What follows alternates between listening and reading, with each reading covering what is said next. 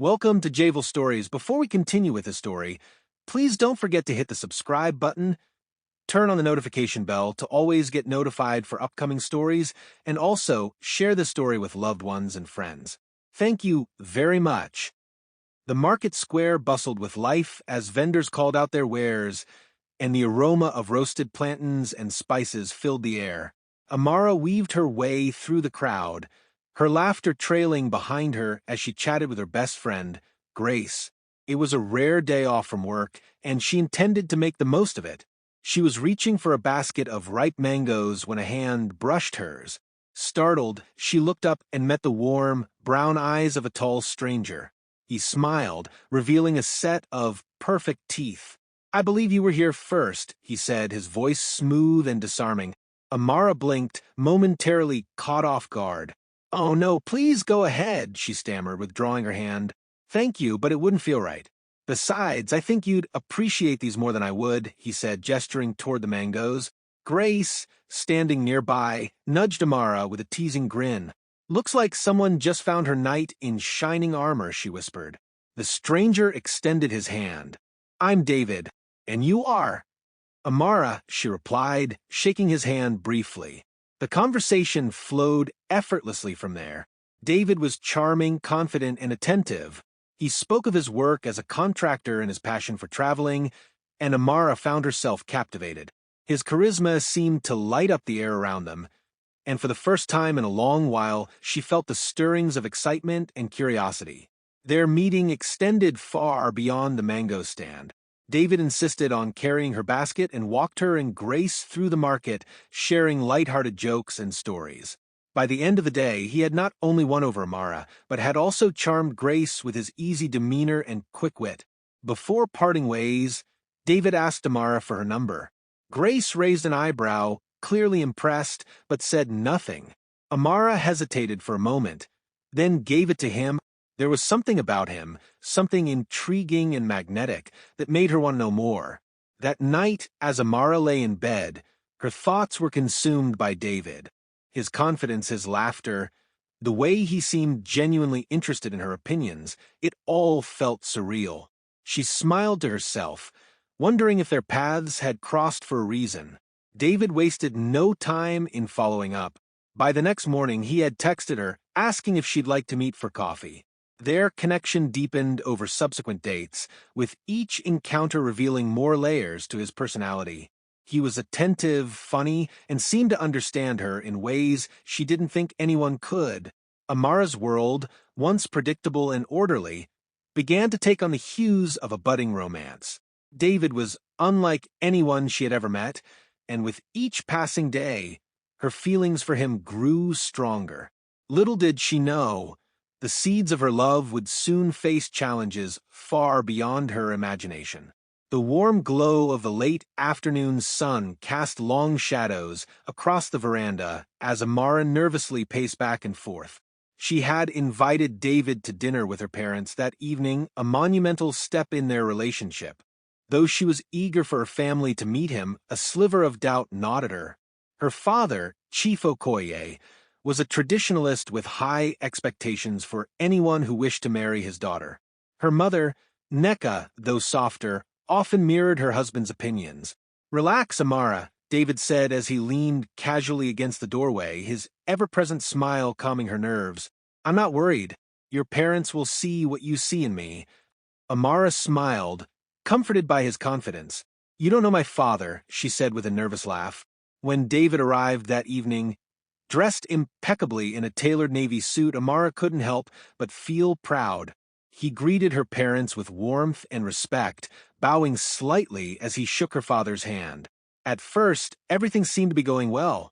They laughed over small talk, and David charmed her younger siblings with tales of his travels. But as the evening wore on, Chief Okoye's questions grew sharper. "What does your family do, David?" he asked, leaning back in his chair, his piercing gaze fixed on the young man. "My father was a farmer, sir," David replied, his voice steady. "He worked hard to ensure I could get an education. I'm proud to say that his sacrifices shaped the man I am today." Chief Okoye's brow furrowed. "And what of your future? What do you have to offer my daughter?" "Chief," David began, meeting his gaze. "I may not come from wealth, but I have ambition and the will to succeed.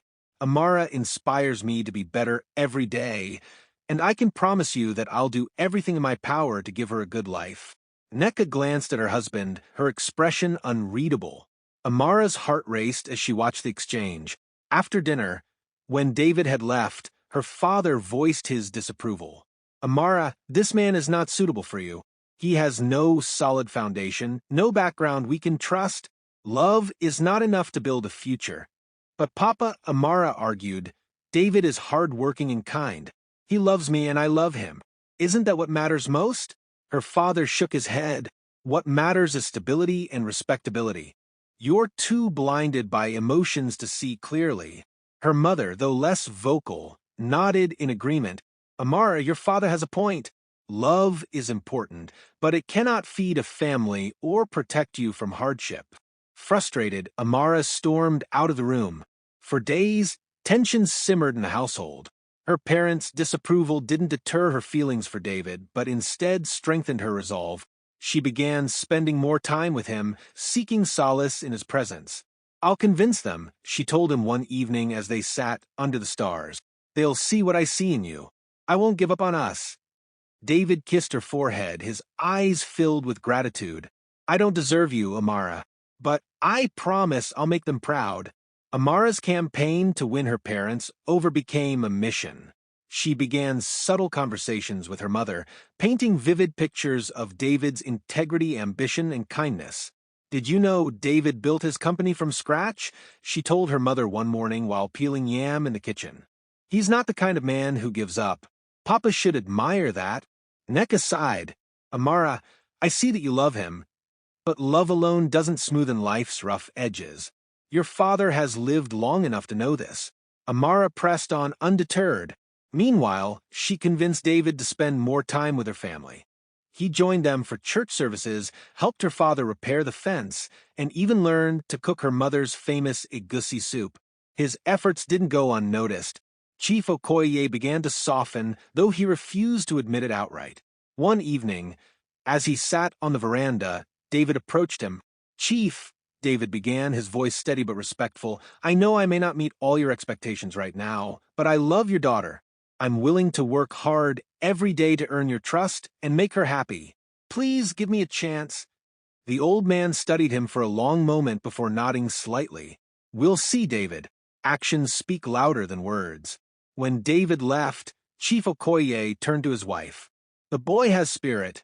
Perhaps he'll prove himself." It was a small victory, but it was enough to give Amara hope. The church was packed with friends, family, and well-wishers. Amara's heart swelled with joy as she walked down the aisle, her father's arm steadying her.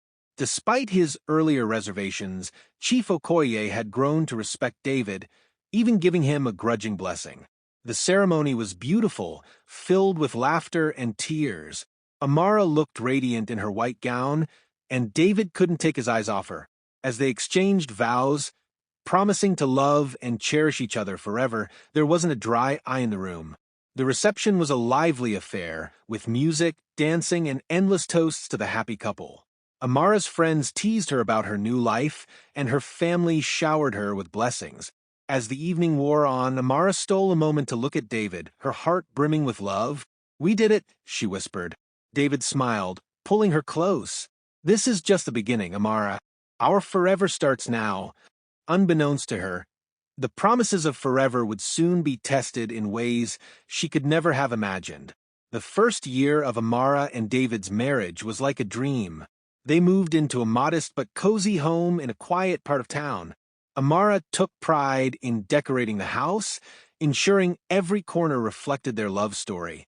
David, true to his word, worked hard to grow his contracting business, and Amara supported him wholeheartedly, often staying up late to help him draft proposals or brainstorm ideas.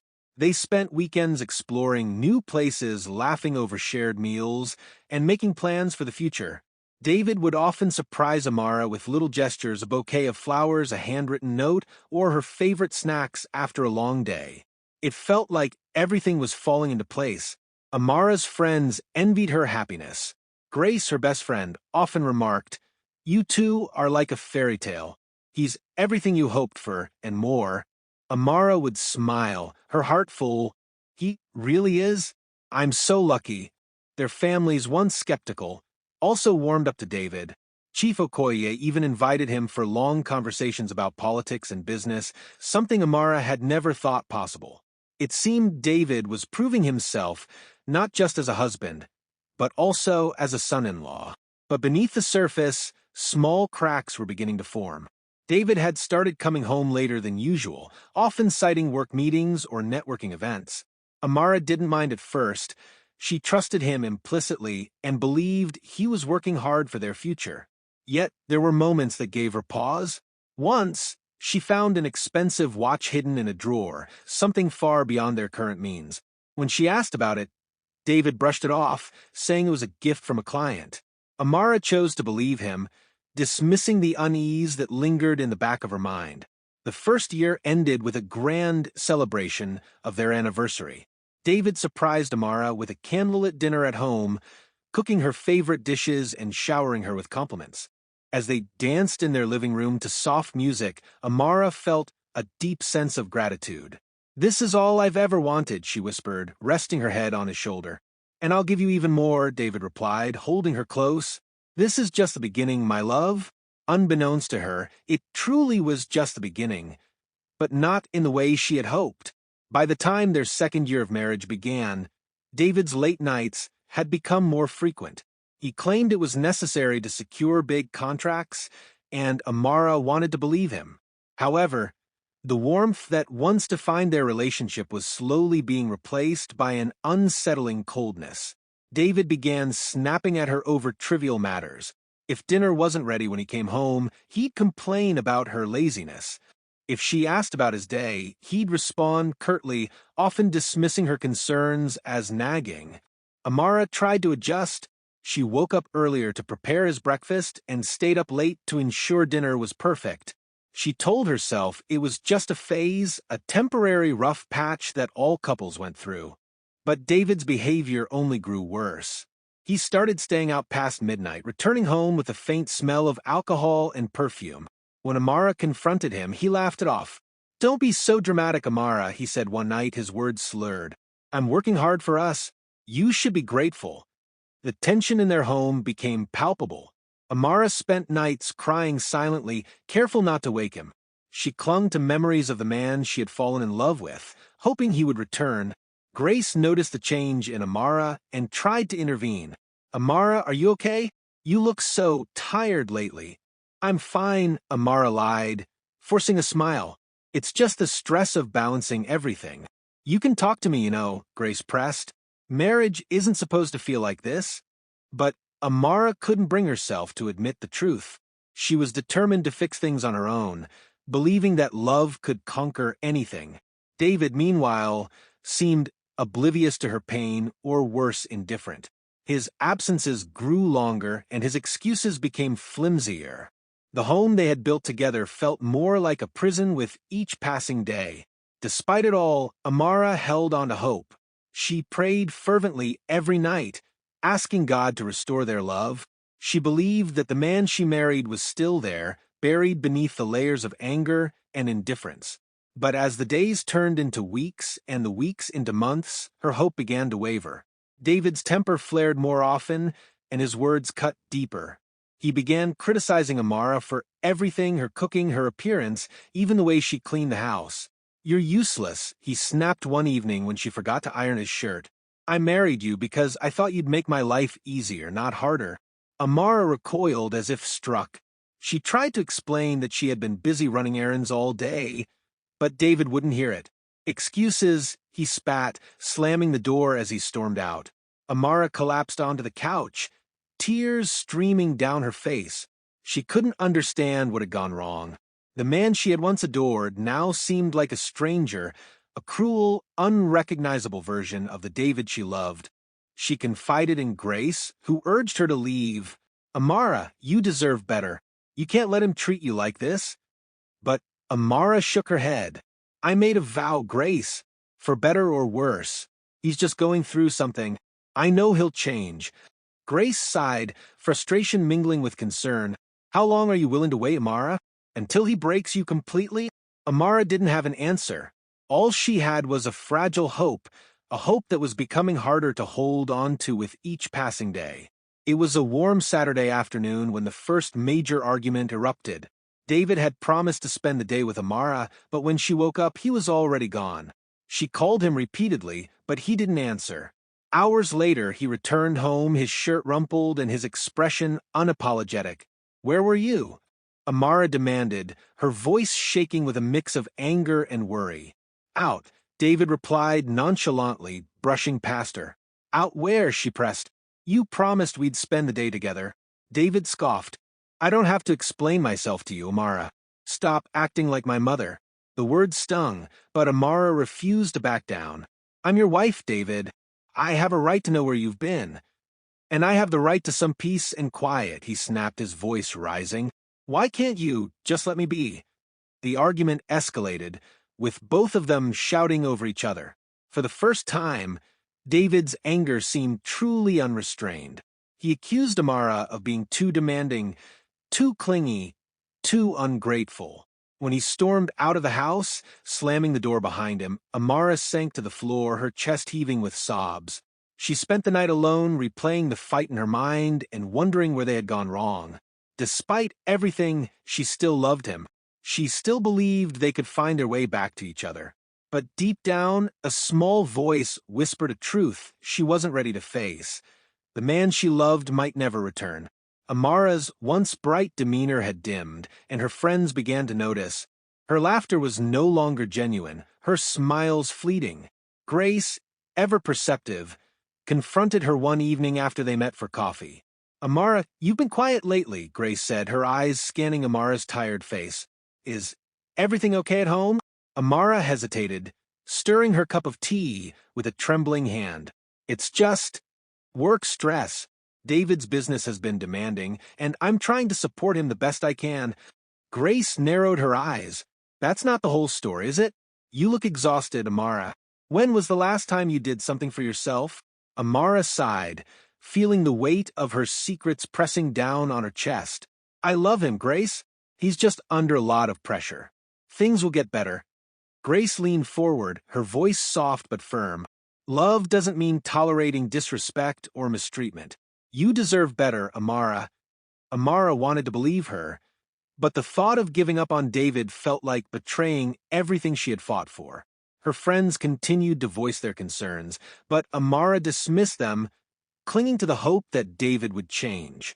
Her family, too, began to notice the strain. Her mother called more often, her voice laced with worry. "Amara, are you sure everything is all right? You can always come home if you need to." But Amara refused to admit the full extent of her struggles. "I'm fine, Mama. Marriage has its ups and downs, but we're working through it." Deep down, she knew she was lying, not just to her loved ones, but to herself. Amara threw herself into saving her marriage with renewed determination.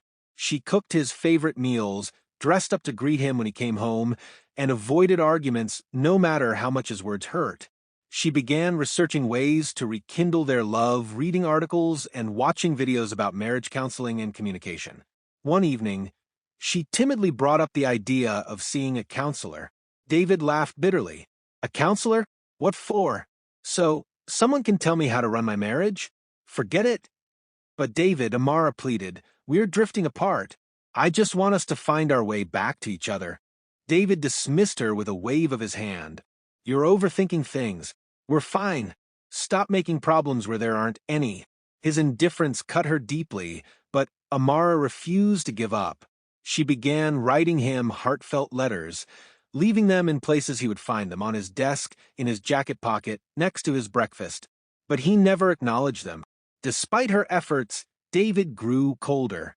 He stayed out later, often coming home drunk. He barely spoke to her unless it was to criticize or demand something. Amara felt like a ghost in her own home, unseen and unheard. Yet, she clung to hope. "He'll come around," she told herself every night as she cried herself to sleep. He has too. The silence in their home became unbearable. David stopped engaging with Amara altogether, retreating to his phone or disappearing for hours without explanation. Amara tried to bridge the gap, but every attempt was met with indifference or hostility. "Why do you even care where I go?" he snapped one evening when she asked about his late-night outings. "You're not my keeper." The word stung, but Amara bit her tongue. She didn't want to provoke another argument. Instead, she focused on creating a peaceful environment, hoping it would bring him back to her. But David seemed to relish the power of his silence. He ignored her efforts, treating her kindness as if it were an obligation rather than a gift. Amara began to feel like a prisoner in her own home, tiptoeing around his moods and constantly questioning her own worth. Her prayers grew more desperate. "God, please touch his heart. Remind him of the love we once shared. Help me save our marriage." But the silence continued, each day stretching into the next like an endless shadow. Amara'S breaking point came on a rainy Thursday evening. She was cleaning out David's study when she found a stack of bank statements hidden in the back of a drawer. Her hands trembled as she scanned the numbers. The accounts were nearly empty, drained of the savings they had worked so hard to build. Her heart pounded in her chest as questions raced through her mind. Where had the money gone? What had David done? She waited for him that night, her hands clenched into fists as she paced the living room. When he finally walked through the door, reeking of alcohol, she confronted him. "David, where is our money?" she demanded, holding up the bank statements. "What have you done?" David looked at her with bloodshot eyes, his expression unreadable. "I needed it," he said flatly, shrugging. "What's the big deal?" "The big deal?" Amara'S voice cracked with emotion. "That money was for our future. David, how could you spend it without telling me?" David sneered. "Our future? Don't make me laugh. You act like I owe you an explanation. I'm the man of this house. I'll do what I want with my money." Tears streamed down Amara'S face as the reality of his betrayal sank in. She had sacrificed so much for him, only to be treated like a burden. But the worst was yet to come. Days later, during a visit to the market, Amara overheard a conversation between two women that made her blood run cold. They were gossiping about a man who had a wife in one part of town and a mistress with children in another. The details they shared matched David's habits and absences perfectly. Desperate for answers, Amara followed the lead. What she discovered shattered her world. David had a second family, a woman, and 2 children he had been supporting with their savings. The betrayal was more than she could bear. She confronted him that night, her voice shaking with anger and heartbreak. "How could you do this to me, David? How could you betray me like this?" David's response was chilling. "I don't owe you anything, Amara. If you can't handle it, leave. I've already moved on." His words left her broken. The man she had fought so hard to love, now a stranger she couldn't recognize. Amara sat frozen in her car, parked across the street from a modest home. She had followed David's trail for days, piecing together the rumors and whispers until they led her here. Children's laughter echoed from the house, and through the window, she saw David with a woman who looked warm and content. He leaned down to kiss her cheek, his hand resting on her back, as though he belonged there. Amara felt her world crumble. The man who had vowed to love her forever was living a double life. She clutched her chest, the pain so sharp it felt like a physical wound. The reality was undeniable. David had built a life with someone else, while she had been fighting to save their marriage. She sat there for hours, watching as the lights in the house dimmed and the street fell silent. The betrayal cut deeper than anything she had imagined. When she finally drove home, she felt hollow.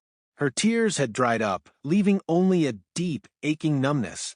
That night, she didn't sleep. She sat in their living room, staring at the wedding photo on the mantel, trying to reconcile the man in the picture with the one she had just seen. The confrontation was inevitable. Amara waited for David to come home, her hands trembling but her resolve firm. When he finally walked through the door, she stood in his path, her eyes blazing with a mix of fury and heartbreak. "Who is she?" she demanded, her voice trembling. "How long have you been lying to me, David?" David paused, his expression unreadable. He sighed as though she was inconveniencing him. "Amara, this isn't what you think. Don't you dare lie to me," she snapped, her voice rising. "I saw you. I saw your other family. Do you even realize what you've done to me? David's face hardened. What I've done to you? Don't make this about you, Amara. I had my reasons. Reasons? Her voice cracked. You destroyed everything we built together. You took our money, our trust, and built a life with someone else. David shrugged, his indifference cutting her deeper than any words. It's over, Amara. I'm done pretending. I'll file for divorce tomorrow. His words hit her like a physical blow. Amara staggered back, tears streaming down her face. How could you? After everything, how could you just walk away? David's gaze was cold. Because I can. You'll survive. You're stronger than you look. And with that, he walked away, leaving her shattered and alone. The days following David's departure were a blur. Amara withdrew from the world, refusing to eat or leave the house. Her phone buzzed constantly with calls and messages from friends and family, but she ignored them all. Her mother, Neka, eventually showed up unannounced, finding Amara curled up on the couch, clutching a blanket like a lifeline. Amara, my child, Neka said softly, pulling her into a hug. You cannot let him destroy you like this. Amara broke down in her mother's arms, sobbing uncontrollably. Mama, I gave him everything. I loved him, and he threw it all away. Neka held her tightly, her heart breaking for her daughter. You are stronger than this, Amara. You will rise again. You will rebuild. But at that moment, Amara couldn't see a way forward. All she could feel was the weight of her pain and the suffocating sense of loss. Over the next few weeks, her friends and family rallied around her, forcing her to eat, dragging her outside for walks, and reminding her of the woman she once was. Slowly, the fog began to lift. Amara realized that she had two choices: remain a prisoner of her grief or fight to reclaim her life. Amara's turning point came unexpectedly. One evening, as she sorted through the wreckage of her marriage, she found an old journal from her university days. The pages were filled with dreams and goals she had long forgotten, starting her own business, traveling the world, and making a difference in her community. She read through the entries, tears streaming down her face. Somewhere along the way, she had lost herself. She had sacrificed her dreams, her identity, for a man who never truly valued her. With trembling hands, she picked up a pen and wrote a new entry. I will rise. I will rebuild. I will find myself again. The next day, she applied for a job at a local firm. It wasn't glamorous, but it was a start. She threw herself into her work, channeling her pain into productivity. Her colleagues quickly noticed her dedication and drive, and within months, she earned a promotion. Amara also began reconnecting with her friends, finding solace in their unwavering support. Grace, ever the loyal friend, encouraged her to take small steps toward healing. Let's take a trip, Grace suggested one afternoon. You need a change of scenery. Amara hesitated but eventually agreed. The trip, a weekend getaway to the coast, was a breath of fresh air. As she stood on the beach, feeling the sand beneath her feet and the wind in her hair, she felt a glimmer of hope for the first time in months. I can do this, she whispered to herself. I can start over. Amara'S journey was far from over, but for the first time, she felt the strength to face the future. She was no longer the broken woman David had left behind. She was Amara, a survivor, a fighter, and a woman determined to reclaim her life. Amara'S life began to take on a new rhythm, one dictated not by David's moods but by her own desires and goals. The first few months after her turning point were difficult, but she found solace in routine. Every morning, she woke up early to meditate, setting an intention for the day. She worked long hours at her new job, often going above and beyond, earning the admiration of her colleagues. In the evenings, she dedicated time to herself, reading, journaling, or simply enjoying a cup of tea in silence. She found that solitude, once feared, was now her sanctuary. Grace noticed the change in her friend. You look lighter, she remarked one evening as they shared dinner. Amara smiled. I've learned to enjoy my own company. It's strange, but freeing.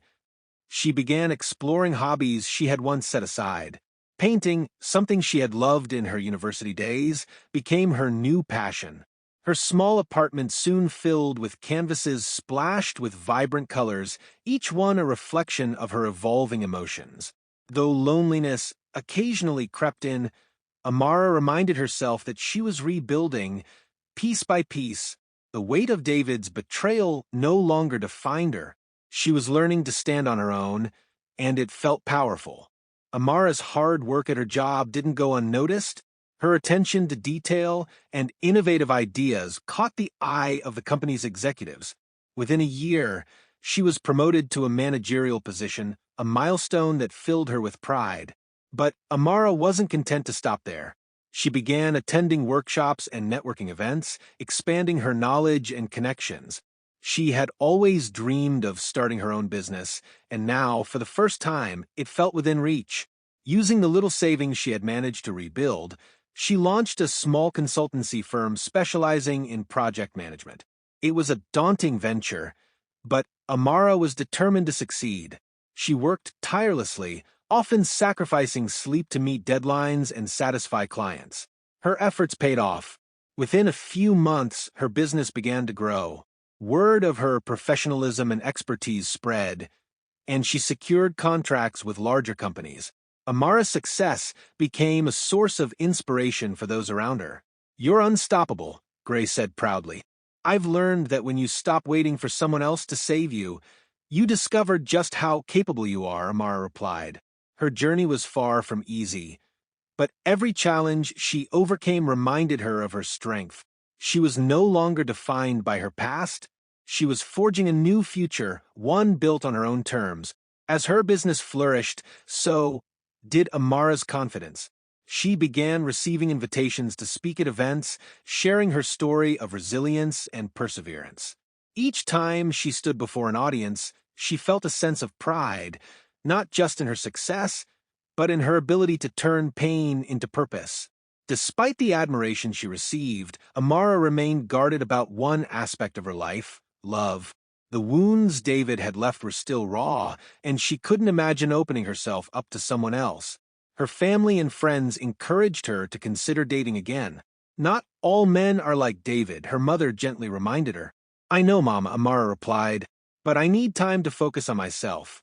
For now, I'm happy the way I am." And she truly was. For the first time in years, Amara felt complete on her own. She didn't need validation from anyone else.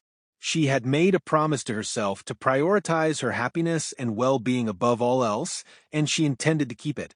Her days were filled with purpose, her evenings with peace. Though the scars of her past remained, they no longer defined her. She wore them as a testament to her strength and survival. Amara's life became a mosaic of vibrant colors and rich textures. She traveled to places she had only dreamed of, exploring new cultures and finding inspiration for her artwork. Her business continued to thrive, allowing her the financial freedom to pursue her passions. She began hosting workshops for young women, teaching them skills to achieve independence and success. The smiles and gratitude of her mentor filled her heart with joy. One evening, as she stood on the balcony of her apartment, watching the city lights twinkle below, she felt a profound sense of contentment. "You've come so far," she whispered to herself. Her friends noticed her radiance. "You're glowing," Grace remarked during one of their catch-ups. "I feel free," Amara admitted. "For the first time, I'm not chasing anyone else's approval. I'm living for me." Her joy wasn't tied to anyone or anything, but was instead a reflection of her inner peace. The storm that had once engulfed her life was now a distant memory, and in its place was a calm, steady light. Amara had found herself again, and she knew she would never lose her way. Amara was reviewing a client proposal late one evening when her phone buzzed. It was a number she didn't recognize. She hesitated for a moment before answering. "Hello," she said cautiously. "Amara." The voice on the other end sent a chill down her spine. It was David. Her grip on the phone tightened. "What do you want?" David sighed heavily. "I need to talk to you. It's important." Amara felt a surge of anger. After all these years, after everything he had done, he had the audacity to call her. "We have nothing to talk about, David." "Please, Amara," he said, his voice weak and desperate. I need your forgiveness. Amara'S heart twisted. There was a time when she would have given anything to hear those words, but now they felt hollow. "You lost the right to ask for my forgiveness a long time ago," she said before ending the call. For the rest of the evening, she couldn't shake the unease that settled over her. Memories she had worked so hard to bury began to resurface, threatening to pull her back into the darkness she had fought to escape. But as the night wore on, Amara reminded herself of how far she had come. David was her past, and she refused to let him disrupt the peace she had built. Despite her resolve to leave the past behind, David's call haunted her. A few days later, she received another call, this time from a mutual acquaintance who informed her that David was gravely ill and had been asking for her. Amara wrestled with her emotions. Part of her wanted to ignore the plea, but another part felt compelled to see him one last time. After much deliberation, she decided to visit him not for his sake, but for her own closure. She arrived at a rundown hospital in the outskirts of town. The sight of David shocked her. He was a shadow of the man she once knew, thin, frail, and hooked up to machines that beeped rhythmically. His eyes widened when he saw her. "Amara," he rasped, his voice barely above a whisper. She stood at the foot of his bed, arms crossed. "What do you want, David?" Tears welled up in his eyes. I'm sorry for everything. I was a fool. I didn't deserve you." Amara's heart ached, but she kept her composure. "You're right. You didn't. But I've moved on, David. I've built a life without you." David nodded weakly. "I know, and I'm proud of you. I ruined my life, Amara. I lost everything. I needed to tell you I'm sorry before it's too late." She looked at him, searching for sincerity in his words. "I forgive you," she said finally, her voice steady, "but not for you, for me. I deserve peace." David's face crumpled with relief, and he closed his eyes. Amara stayed for a few more moments before walking away, leaving him and her past behind. Amara returned home that evening feeling lighter, as though a weight she hadn't realized she was carrying had been lifted. Forgiving David didn't erase the pain he had caused, but it allowed her to release the anger and resentment that had lingered in the corners of her heart. She spent the evening reflecting on her journey, the love she had given, the betrayal she had endured, and the strength she had discovered. She realized that every step, no matter how painful, had brought her to this moment of clarity and freedom. Grace visited her the next day, and Amara recounted her encounter with David. "I'm proud of you," Grace said, squeezing her hand. "Forgiveness is powerful. It's not about him, it's about reclaiming your own power." Amara nodded. "I finally feel free, Grace.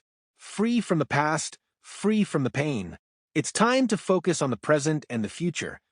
That night, Amara opened her journal and wrote, "Forgiveness doesn't excuse their behavior, but it sets you free from their control. Today, I choose freedom." With the chapter of David firmly closed, Amara poured her energy into her life and passions. Her consultancy firm expanded, and she began mentoring young entrepreneurs, sharing her story to inspire others. She also deepened her involvement in community work, partnering with organizations to support women who had experienced abuse and betrayal. She wanted to be a beacon of hope for those who felt trapped, showing them that it was possible to rise from the ashes. Amara's personal life flourished as well. She surrounded herself with friends who uplifted her and family who reminded her of her worth. She traveled to new places, ticking off destinations from her bucket list. Each journey brought new experiences and fresh perspectives, further solidifying her sense of self. One evening, while watching the sunset from a beachside cafe, Amara reflected on how far she had come. The woman she was now felt worlds apart from the broken, heartbroken wife she had once been. She no longer saw herself as a victim, but as a survivor, a woman who had faced life's storms and emerged stronger. The future felt bright, not because of anyone else, but because of the life she had built for herself. Amara smiled, her heart at peace. She had picked up the pieces of her life and created something beautiful. Amara's life continued to blossom in ways she never imagined. Her consultancy firm grew into one of the most sought after in the region, gaining recognition for its innovative solutions and ethical practices. Amara'S name became synonymous with resilience and success, and she was invited to speak at major events, sharing her story with audiences who found hope and inspiration in her words. One afternoon, during a workshop she was hosting for young women, a participant raised her hand. "Miss Amara," the young woman began hesitantly, "how did you find the courage to start over after everything you went through?" Amara paused, looking at the hopeful faces around her. "Courage isn't something you find," she said softly. "It's something you create one small step at a time. For me, it started with accepting that I deserved better and refusing to let my past define my future." The room erupted into applause, and Amara felt a surge of gratitude. She was no longer defined by the pain of her past, but by the strength she had found in herself.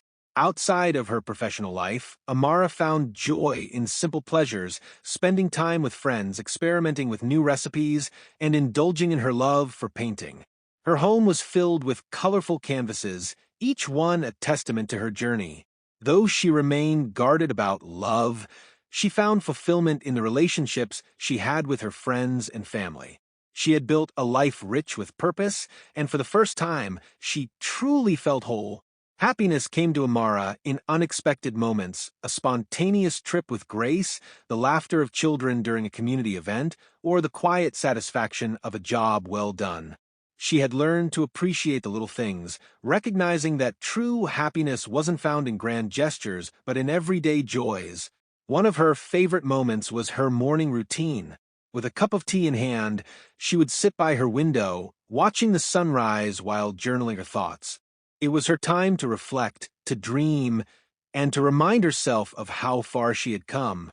Grace often teased her about her newfound peace. "Who are you? And what have you done with the Amara who used to stress about everything?"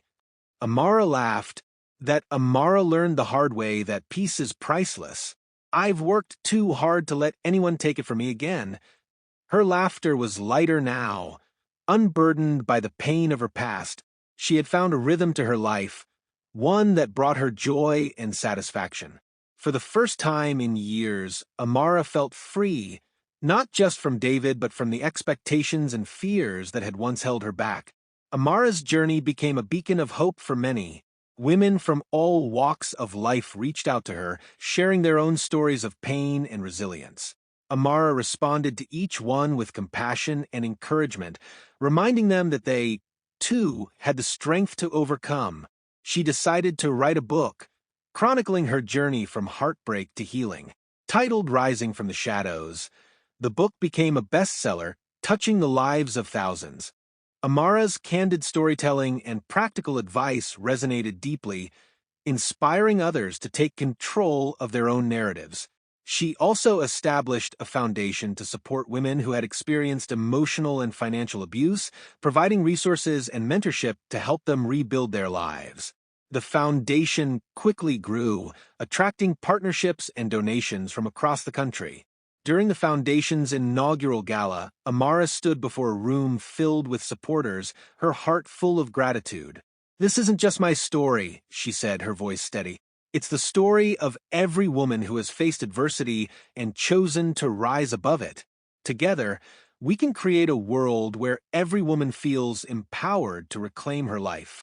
The standing ovation that followed was a testament to the impact Amara had made.